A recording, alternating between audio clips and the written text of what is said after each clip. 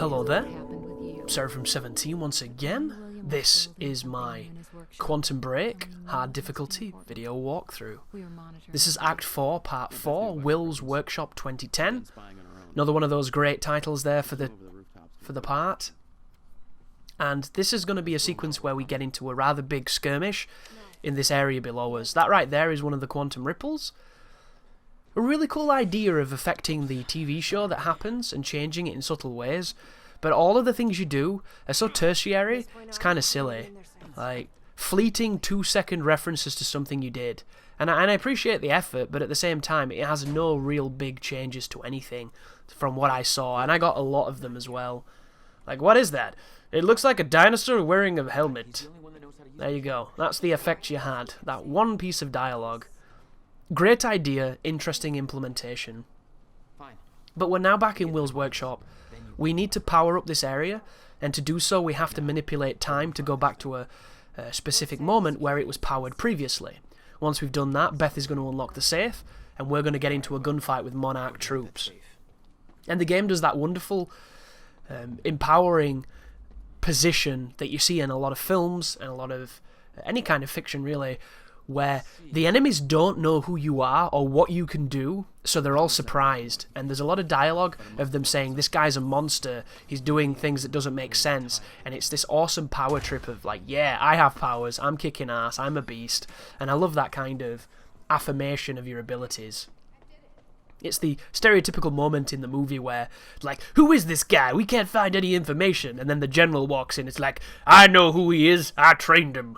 And they explain that he's a ex-SAS, you know, murderer of everybody, and he can do all the things and eat the dog shit to survive in the forest. And you're just like, wow, this guy's a badass, now we know. But before that, we didn't know, so it's really a good idea that we have this moment where we find out these things.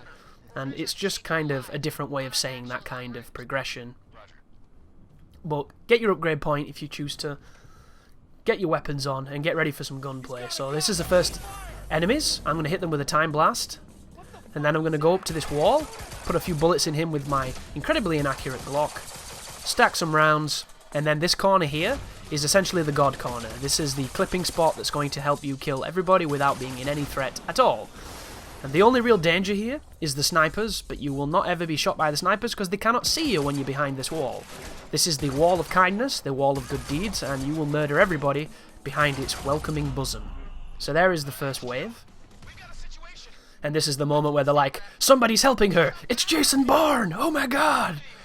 And we get to kick people in the balls, which is fun. So I'm going to teeter forward to try and get the spawn. I noticed the guy running across there towards the forklifts, and I'm going to use time vision to keep on top of them. We're using the advanced SMG, which is incredibly powerful, very accurate and very fun. I say powerful. It's not very powerful, but it's useful because you can stack a lot of bullets. Grenades, Chris! Jesus, I was slow then. What am I doing? But I've regenerated in the space it takes you to blink, so I was never in any real threat. I'm going to use the excuse I was playing without volume, so maybe I didn't hear it. Which is a legitimate excuse, because what was I doing when I was recording this? I was watching somebody play... I was watching Rurakan play Dark Souls 3. And I was really disappointed with him, because he had the press version. Which, you know, no offense to him as a guy, it's just, if you're going to be an experienced Souls player, and then you're going to shit all over the game on an easier version of it, come on now, dude, you're better than that. Get the fucking Jap one, get the bloody foreign language one, struggle with the rest of us, don't do that casual bullshit mode. But he did actually get it from Namco Bandai, so he's got the hookup, which I really need to start doing, dude. I need some fucking hookups. I'm not a high enough profile dude on the internet yet, but I could really do with being one, because it's pretty damn awesome to get shit. Like, I would love to get stuff early. Earlier than I do get it, and actually cover it officially. That'd be really nice. Because there's a lot of things I'd love to say to the people who make these games, and I'm not the dude who's going to be sitting there just like, oh, I love your game, it's so great, tell me more. Well, anywhere you can look at, you can go.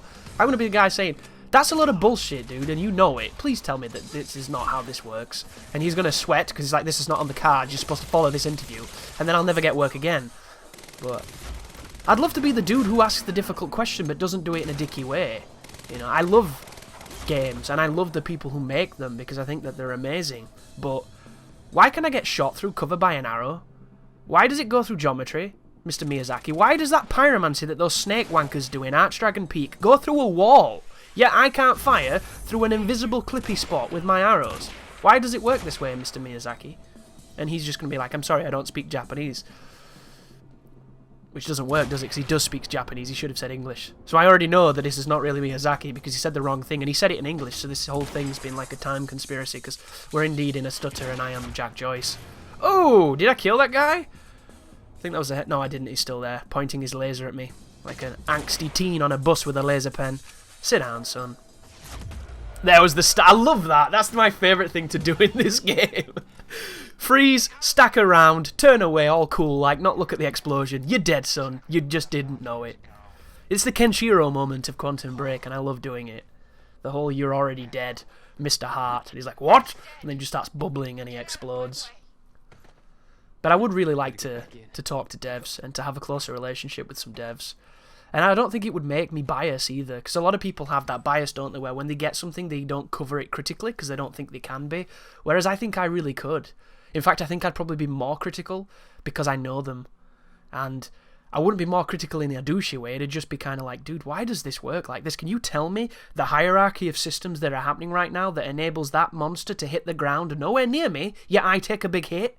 Can you show me this, please? I want to see the science. And then when you show me this science, I'm going to show it to my subs, and we're all going to understand it, and maybe we'll learn to live with it, instead of being like, why does it do this? Every time, Artorias and your stupid jump attack.